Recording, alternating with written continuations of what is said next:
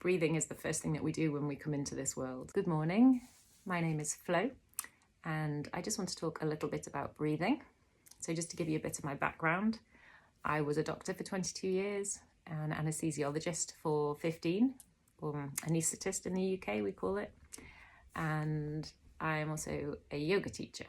So I spent a lot of my life studying the physiology of the body, and particularly lungs and breathing and the nervous system, and also yoga. So firstly, how do we breathe? Most of the time we don't even think about it, but our breath is so important. So when you're born, the first breath you take, I think this is absolutely incredible, and it's still like, I still can't get my head around it. The first breath you take, before then you never used your lungs. You get your oxygen from your mother when you're a fetus. And so as soon as you're born and you take that first breath, your lungs expand, which changes all of the pressures inside your chest, and the blood flow through your heart changes, and everything totally changes. So your first breath is just, it's incredible what happens. As we age, our breathing changes slightly due to the way that our diaphragm and our ribs develop. And then as an adult, most of the time we do what's called shallow or quiet breathing. And it just happens automatically. It's an automatic function controlled by our autonomic nervous system.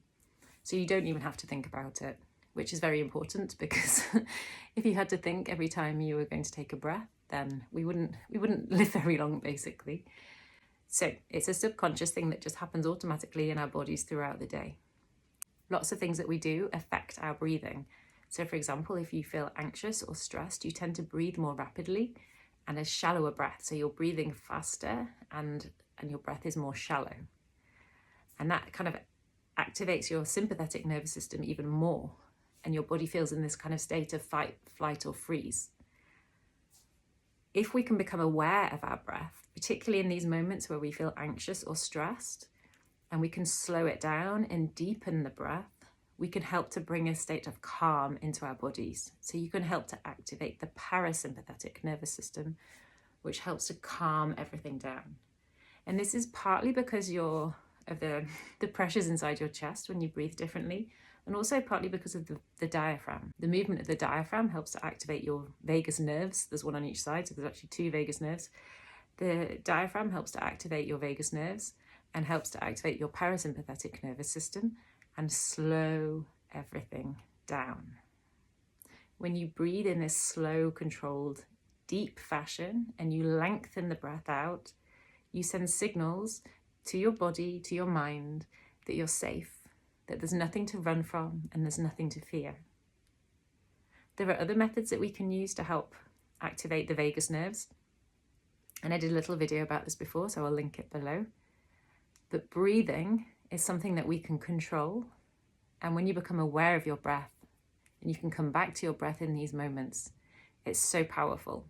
How we breathe, part 2, I guess. So normally when we breathe, we have these tiny muscles between our ribs called the intercostal muscles, and most of the time when we breathe, we're using the intercostal muscles, and our ribs lift up and out a little bit like a bucket handle. And also there's a big muscle that sits under your ribs here called the diaphragm. And the diaphragm, when it's relaxed, is a dome shape. When you inhale, it contracts and moves down. So this is the active part of the movement, like contracting a muscle. When it relaxes, it goes back into this dome-shaped position. So this combination of the bucket handle movement of your ribs up and out and the diaphragm moving down reduces the pressure inside your chest. So it's below atmospheric pressure, it's less than the pressure in the air, and air is drawn into your body. So when you inhale, you expand your ribs and your diaphragm moves down, air gets sucked in. And then a lot of the sort of return of the lungs to their original position is just passive. It's elastic recoil, a lot of it. So when everything sort of collapses back down, the pressure in your chest goes up and that air gets forced back out. When we do this quiet tidal volume breathing, we're mostly just using our ribs.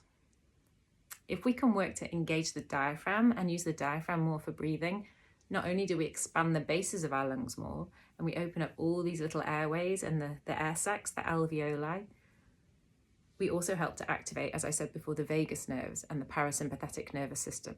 So there's different pressures in different parts of your lungs, and there's different blood flow in different parts of your lungs. And normally when we're upright, due to gravity, most of the blood goes to the bottom of your lungs. So when you take a big breath in and you start to open up the bases of your lungs, you get more oxygen flowing into your blood. When we breathe with our ribs, you'll notice your ribs move up and out.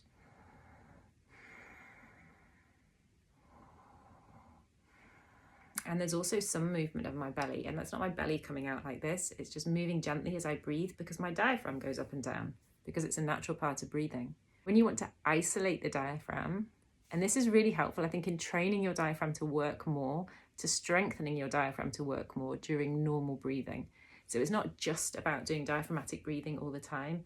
It actually helps. You can take what you learn with diaphragmatic breathing and use it during the day in your normal breathing to help utilize your lungs more and activate your vagus nerve whenever you're feeling anxious or stressed.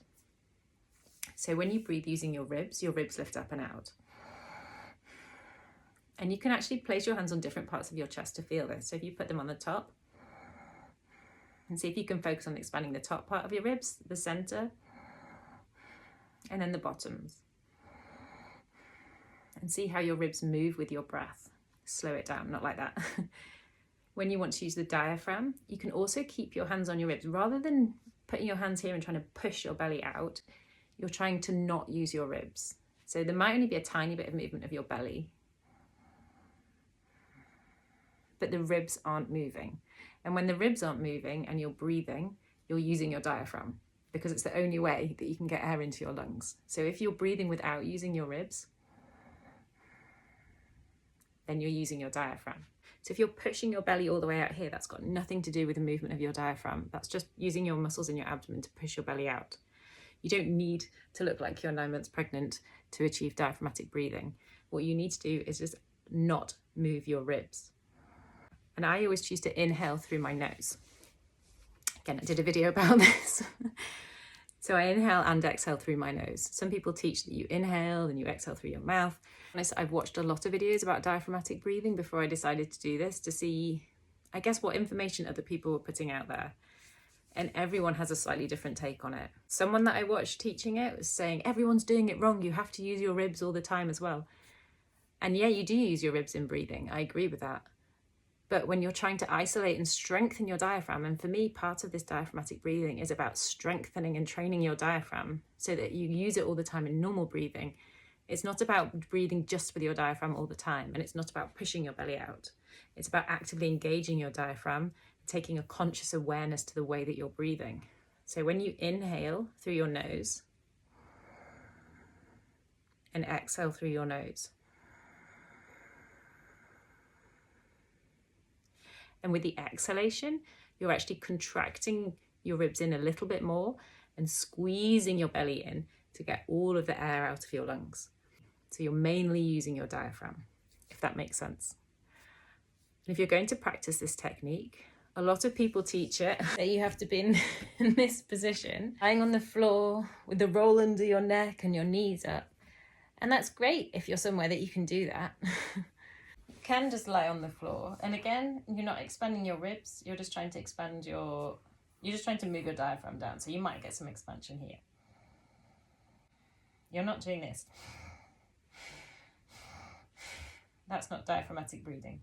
What I feel for me is that I want techniques that I can use in my everyday life where I don't need to be somewhere where I can lie on the floor and put my feet up in the air. If I'm out and about in an environment and I start to feel stressed, I can do this. I don't need to find a floor to lie on and put my feet up in the air. And you might want to do that at the beginning while you're trying to isolate your diaphragm and learn this technique. But I think if you learn it in the way that you want to use it, then that can really help.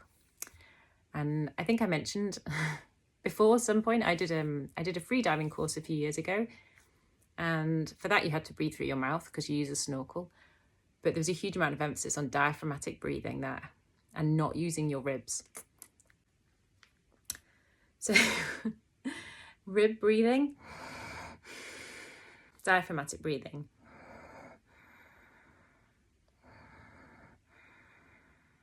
There are so many videos about diaphragmatic breathing, and breathing suddenly seems to be this hot topic, and for good reason. It's incredible.